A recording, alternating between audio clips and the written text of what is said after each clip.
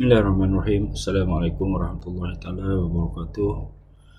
Okey, pada hari ini kita nak memulakan topik 3 bab yang pertama, iaitu daya dan gerakan bahagian yang kedua.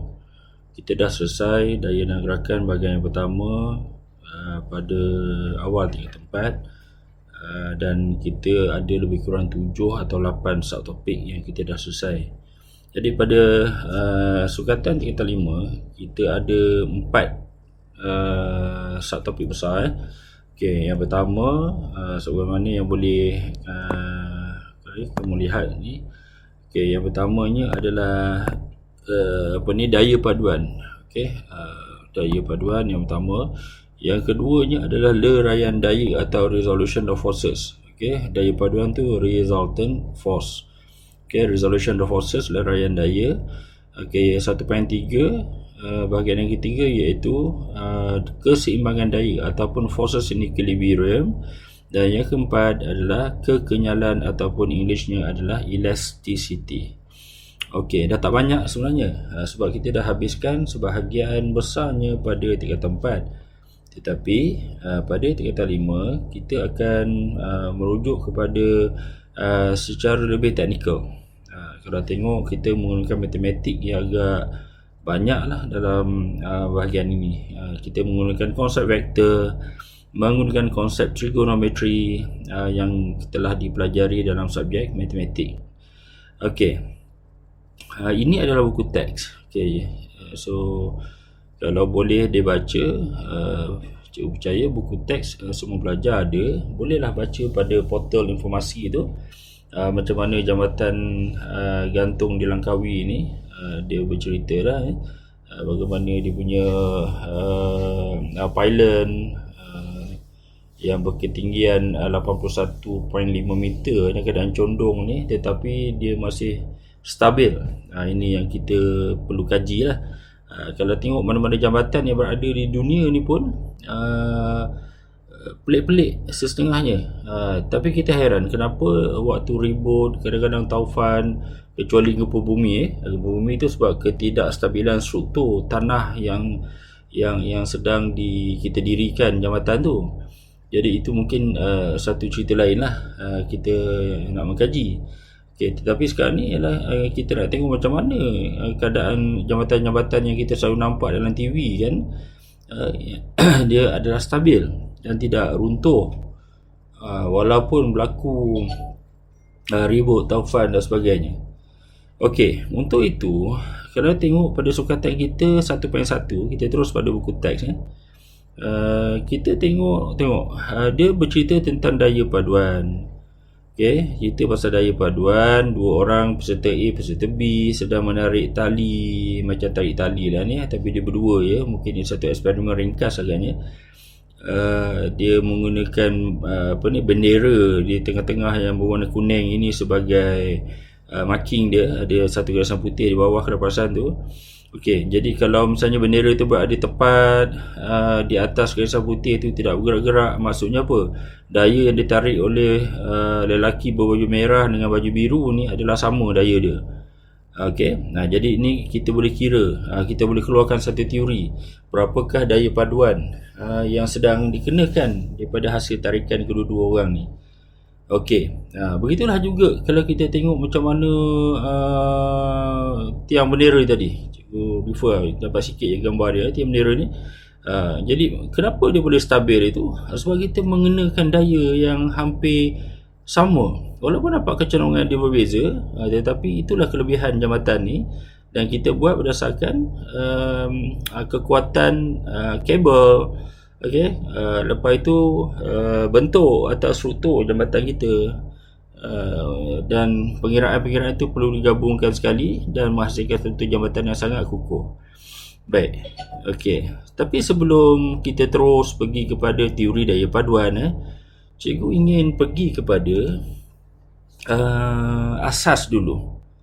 Okey, asas kepada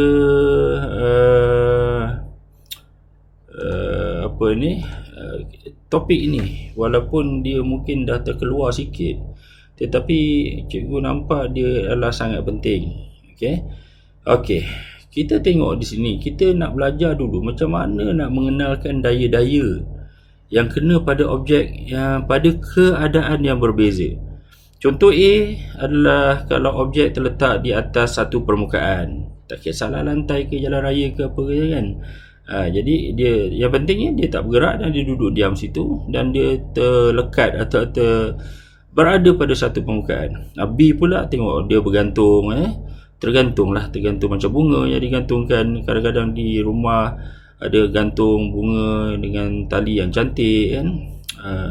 Okey, lepas tu ada satu yang berada dalam IAC tu. Okey, dan seterusnya. Okey, dia ada banyak lagi tu. Okey, dan lepas tu ada contoh 2, contoh 3 untuk kapal terbang, untuk kereta. Okey, jadi kita nak tengok apakah nama-nama. Cikgu nak kenalkan dengan nama-nama daya yang yang ada pada setiap keadaan ini. Okey, jadi kita refer kepada yang pertama. Okey, yang pertama kita tengok kalau ada satu objek yang sedang berada pada satu permukaan okey, pada permukaan, dan objek ini dikatakan sedang berada dalam keadaan pegun. Cuba tengok dia cakap keadaannya pegun. Bila pegun maksudnya apa? Dia tak bergerak, oleh itu dia dikatakan sedang seimbang. Maka kita akan dapati bahawa daya ke atas sama dengan daya ke bawah. Kita cakap daya ke atas, daya ke bawah, tapi apa nama daya tu? Ini kita nak ajar, yang kita nak belajar. Yang pertama ianya adalah W. W ni apa? Berat. Okey, ingat semua benda atas dunia, semua jirim, dia ada jisim, dia ada berat lah sekaligus. Sebab kita ada daya tarikan graviti kan. Okey, kalau dia berada di atas satu permukaan, dia cakap pegun pula, maka bertentangan dengan arah ni kalau kita buatkan ini adalah sebagai paksi matematik ni, di sini adalah sudut 90 darjah, maka daya ke atas namanya adalah simbolnya R, iaitu apa dia? Normal reaction ataupun tindak balas normal. Okey, kena ingat ni ya. Okey, jadi dengan satu syarat, dia mesti bertentangan betul dengan W tu, sudut 90 darjah. Okey, ini yang pertama. Okey, yang kedua adalah kalau objek ini tergantung. Okey, contohnya adalah cikgu cakap bunga tadi, ya maybe kipas juga begitu, kipas kita tergantung, kipas siling tu. Okey, pertama di sini masih berat. Okey, berat. Okey, yang keduanya apa? Kalau ada pada tali, kita panggil dia sebagai tensional force ataupun daya tegangan tali. Okey, ni nama daya dia apa? Daya tegangan tali ataupun tensional force. Okey, tensional force. Okey, yang tadi pun ini adalah namanya adalah normal reaction. Okey, ada BM, ada BI. Tensional force. Okey, berat tu weight. Cikgu tak rasa itu jadi kesukaran kamu. Okey, ini kalau tergantung lah. Jadi sebab apa? Sebab kita mengambil kira bersamana atau berapakah nilai tali, tegangan tali itu. Bila tali itu digantung sesuatu objek, memanglah dia akan menerima satu daya. Daya itu arah ke bawah. Okey, daya itu arah ke bawah. Jadi dia kalau satu takat yang mana dia tak boleh tahan, nanti dia putus. Jadi nama daya itu apa? Nama daya itu adalah daya tegangan tali atau English panggil tensional force. Okey. Cuma cikgu terlepas satu benda. Okey, sebelum kita pergi jauh, baru A dan B. Kenapa anak panah W dan juga R adalah opposite to each others? Kenapa yang B, W dan T juga adalah opposite to each others? Jawapannya adalah kerana dia akur dengan hukum Newton ketiga. Hukum Newton ketiga menyatakan bahawa jika ada, ini secara ringkas jika ada tindakan Okey, tindakan macam ni nak tulis sekejap. Jika ada tindakan, okey, maka ada tindak balas. Kita yang pertama. Apa ciri yang kedua? Ciri yang kedua ialah tindakan dan tindak balas tadi dia mesti sama nilai, atau nilai itu apa? Magnitude. Dan yang ketiga, dia mesti bertentangan arah. Sebab itulah kalau berat memanglah arah ke bawah, sebab graviti tarik ke bawah. Maka R mesti naik ke atas. Sebab apa? Nak akur pada poin yang ketiga. Cikgu tukar warna sekejap. Dia nak akur pada poin yang ketiga, bertentangan arah. Okey, jadi kita teruskan. Samalah B, W dan T itu dia adalah berlawanan arah. Okey, tengok C. C ni adalah objek yang berada di atas permukaan air. Dia terapung, contoh kayu ke sampan ke kan.